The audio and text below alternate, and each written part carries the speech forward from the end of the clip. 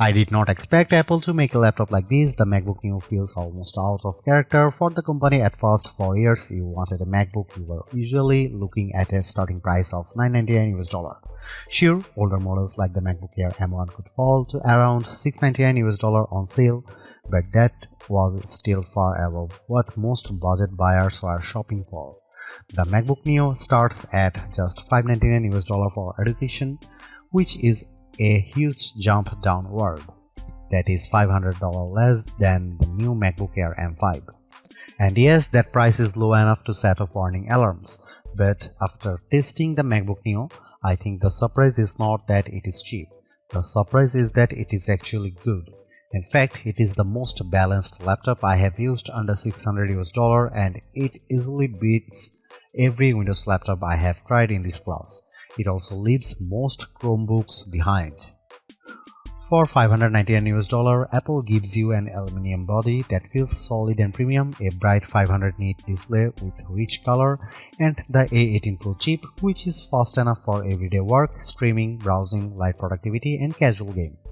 The side-mounted speakers are also much better than they have any right to be at this price. So, what did Apple give up to make that happen? Where does this laptop fit in the wider market? And should you actually buy it? Let's get into the full MacBook Neo review. Price is the headline feature here, and Apple clearly designed the MacBook Neo around it. The starting price is $599 US with an extra $100 off for education users. That puts it among the least expensive Macs Apple has ever made. The Mac Mini M4 may cost about the same, but it does not include a display, a keyboard, or mouse, so if you care about total cut out of the box value, the MacBook Neo is the better deal. The base configuration includes a 13-inch Liquid Retina display, 8GB of unified memory, and a 256GB SSD. Inside, you get Apple A18 Pro chip with a 6-core CPU and 5-core GPU. The A18 Pro originally launched in the iPhone 16 Pro in 2024, and using that chip is one of the main reasons Apple could keep the price this low. Hardware choices are limited, which is expected at this level. The only real upgrade is storage, when you can move from 256GB to 512GB for an extra $100. That is not a bad deal in today's market. The higher storage model also includes a Touch ID button on the keyboard, which gives you fingerprint login, Apple Pay support, and easier authentication. The base model does not include Touch ID. At this price, the MacBook Neo goes directly after low-cost favorites like the HP Chromebook Plus 15.6-inch and the Acer Aspire Go 15. That alone is notable because Apple almost never competes in this part of the market. But in build quality, materials, and overall presentation, the MacBook Neo is ahead of nearly everything in that group. It also changes the meaning of entry-level Mac. The MacBook Air is no longer the cheapest MacBook you can buy, and that makes the new MacBook Air M5's $1,099 US starting price feel less painful than it otherwise would.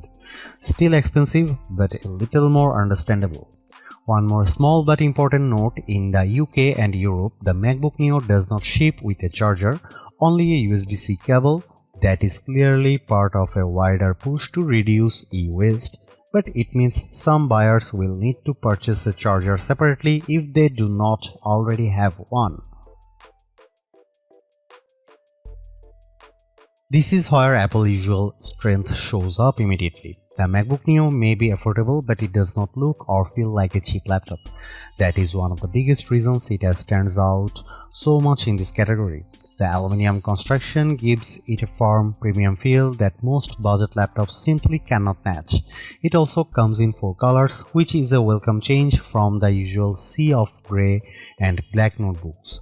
The review unit I had was the citrus version, which is a bright green shade that feels fresh without being loud in a bad way. Apple also showed the other colors at the launch event. Silver is the classic safe pick, blush gives you a soft pink tone, and indigo is a deeper blue. All of them look polished, not playful in a cheap way. The metal chassis does mean this laptop is not quite as light as some people might expect. It weighs 2.7 pounds or 1.23 kgs, which is the same as the MacBook Air. That is still portable, but for students carrying it around campus or kids moving between rooms, it is not invisible in a backpack. It is also a bit thicker than the Air. Apple has also colored the keyboard to match the body, which helps the whole design feel more unified. That is a small detail, but Apple does a good job with those little visual touches. One thing to know is that Touch ID is not included on the base model. If you buy the 512GB version, you get the fingerprint button on the keyboard.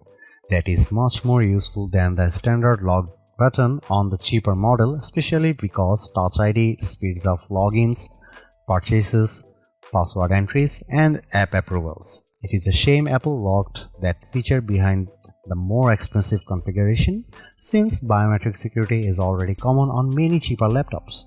The keyboard itself is comfortable and familiar. It feels like a proper Magic Keyboard, which is good. The bad news is that it is not backlit. That is probably the clearest compromise Apple made to hit this price point, and it matters more than some people might think. In a dim classroom, a dorm room, or a late-night study session, the missing backlight becomes annoying fast. That may not be a deal breaker, but it is definitely something buyers should know. On the left side, you get two USB-C ports. These are also used for charging because there is no MagSafe 3 here.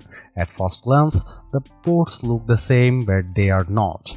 The port closer to the back uses USB 3 and tops out at 10 Gbps, which is fine for modern accessories and decent for external storage, though still far slower than the Thunderbolt 4 or Thunderbolt 5 on more expensive MacBooks. You can plug in a 4K 60Hz monitor through it, which is useful. The second USB-C port uses USB 2, which is far slower and only really suitable for basic accessories like a mouse or keyboard. That means the two ports may look identical, but they do very different jobs. This is one of the strangest cost-saving choices Apple made. It works, but it is not elegant. Someone could easily plug a device into the wrong port and wonder why performance is so slow. Even if the logic makes sense from a cost perspective, USB 2 in a 2026 laptop feels hard to defend. But outside of that, the design is excellent for the money, the aluminum body feels premium, the screen size is practical, and the display is one of the best parts of the laptop. At 13 inches, the panel is portable and easy to carry. At 2408 by 1506, it is sharper than the standard budget laptop display. At 500 nit, it is bright enough to use in a lot of different environments, and with support for 1 billion colors, the image looks rich and vibrant. If you are used to cheap laptops with dim, flat, washed-out panels, the MacBook Neo will feel like a major step up. It is one of the best displays you can get on an affordable laptop and maybe the best overall. The only thing missing is touchscreen support, which Apple still refuses to add here.